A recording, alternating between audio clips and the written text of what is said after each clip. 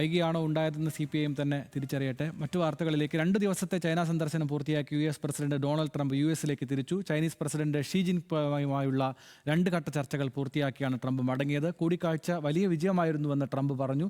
ചരിത്രപരവും നാഴികക്കല്ലും എന്നാണ് Xi Jinping ട്രംപിന്റെ സന്ദർശനത്തെ വിശേഷിപ്പിച്ചത്. അതേസമയം ഉഭയകക്ഷി സമ്മേളനത്തിൽ കാര്യമായ ഡീലുകളൊന്നും പ്രഖ്യാപിക്കപ്പെട്ടിട്ടില്ല. റഷ്യൻ പ്രസിഡന്റ് വ്ളാഡിമിർ പുടിൻ വൈകാതെ ചൈന സന്ദർശിക്കും.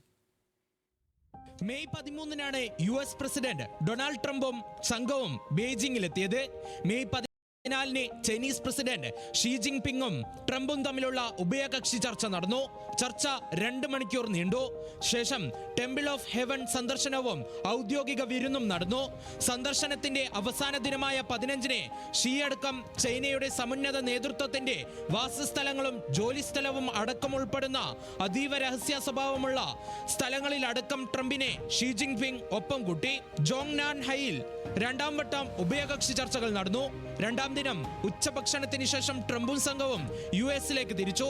ഉഭയകക്ഷി ചർച്ചകളെ വലിയ വിജയമെന്നാണ് ട്രംപ് വിശേഷിപ്പിച്ചത്.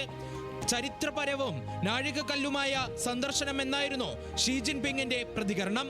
അതേസമയം ചർച്ചയിൽ കാര്യമായ ധാരണകളൊന്നും ഇരു രാജ്യങ്ങളും തമ്മിൽ പ്രഖ്യാപിക്കപ്പെട്ടില്ല എന്നത് ശ്രദ്ധേയമായി. ലോകത്തെ ഏറ്റവും വലിയ കമ്പനികളുടെ മേധാവികളടക്കം ട്രംപിനൊപ്പം സന്ദർശനത്തിൽ ഉണ്ടായിരുന്നിട്ടും ഡീലുകളൊന്നും പ്രഖ്യാപിക്കപ്പെടാതിരുന്നത് പ്രത്യേകതയായി. വ്യാപാരം, ഇറാൻ, തായ്വാൻ തുടങ്ങിയവയായിരുന്നു US-ചൈന ഉച്ചകോടിയിലെ സുപ്രധാന വിഷയങ്ങൾ. ചൈനയുമായി വലിയ വ്യാപാര ധാരണകൾ ഉണ്ടായെന്ന് ട്രംപ് പറഞ്ഞു. ചൈന 200 ബോയിങ് വാങ്ങുമെന്ന് ട്രംപ് പറഞ്ഞു.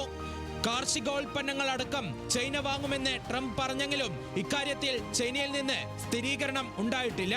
ഇറാനിൽ നിന്നുള്ള പടക്കോപ്പുകൾ വാങ്ങില്ലെന്നും ഹോർമോസ് കടലിടുക്ക് തുറക്കുന്നതിന് ഷീ പ്രതിജ്ഞാബദ്ധത പ്രഖ്യാപിച്ചെന്നും ട്രംപ് പറഞ്ഞു. US-ൽ നിന്ന് എണ്ണ വാങ്ങുന്നതിനും ഹോർമോസിലെ സൈനികവൽക്കരണം അവസാനിപ്പിക്കുന്നതിലും ചൈന താൽപര്യം പ്രകടിപ്പിച്ചെന്ന് ട്രംപ് പറഞ്ഞു. ഇറാൻ ആണവായുധം സ്വന്തമാക്കരുതെന്നതിൽ ഇരുപക്ഷവും യോജിപ്പിലെത്തി. തായ്വാൻ വിഷയത്തിൽ ഷീ കടുത്ത നിലപാടാണ് സ്വീകരിച്ചത്. US-നും ചൈനയ്ക്കും ഇടയിലുള്ള ഏറ്റവും വലിയ പ്രതിസന്ധി തായ്വാൻ വിഷയമാണ്. അത് ശരിയല്ലാത്ത വിധം കൈകാര്യം ചെയ്തില്ലെങ്കിൽ ബന്ധം വഷളാകുന്നതിനപ്പുറം സംഘർഷത്തിന് സാധ്യതയുണ്ടെന്ന് ഷീ ഓർമ്മപ്പെടുത്തിയെന്നാണ് റിപ്പോർട്ട്. മയക്കുമരുന്നായി ഉപയോഗിക്കപ്പെടുന്ന ഫെൻട്രനൈൽ ആയിരുന്നു ചർച്ചയിലെ മറ്റൊരു പ്രധാന വിഷയം.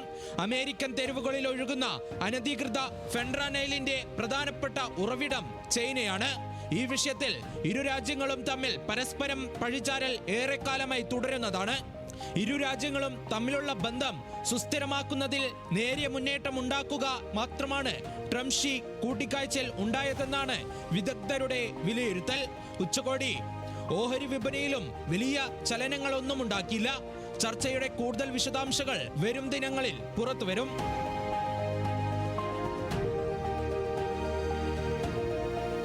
International desk, news Malayalam.